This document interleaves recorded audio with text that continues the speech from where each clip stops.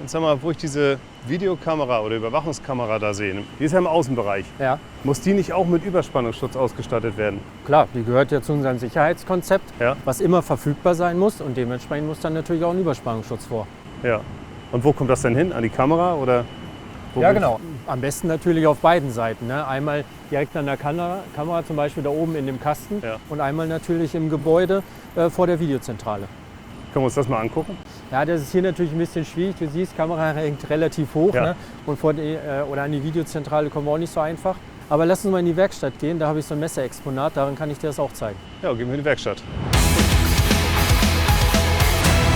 So, hier siehst du das Messeexponat, von dem ich gesprochen habe. Hier in dem oberen Bereich, das kümmert sich oder zeigt die Videotechnik. Ja, das sieht ja genauso aus wie draußen. Genau. Die IP-Kamera mit dem Überspannungsschutz davor im Außenbereich und hier eine Technikzentrale mit einer Videoeinheit oder mit einer Monitoreinheit. Ganz genau. Ne?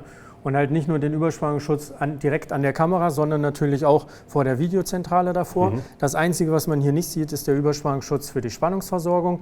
Der ist dann halt natürlich, je nachdem wie die Applikation aufgebaut ist, entweder direkt vor der Videozentrale, es könnte ein Typ 3-Ableiter sein, oder vielleicht reicht ja auch der Typ 2-Ableiter in der vorgelagerten Unterverteilung, wenn die Leitungen halt nicht so lang sind. Okay, und hier haben wir jetzt eine IP-Kamera mit einer Ethernet-Leitung. Wie sieht denn das mit einer Koax-Leitung aus, der Überspannungsschutz?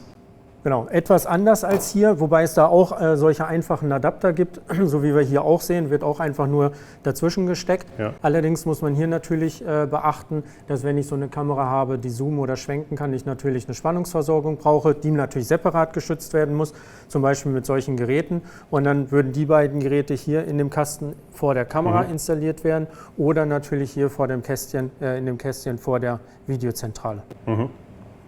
Aber sonst gilt halt für den Überspannungsschutz in der Videoapplikation, alle Leitungen, die zu einer Zentrale oder zu einem Gerät hinkommen, sollten mit Überspannungsschutz ausgestattet werden.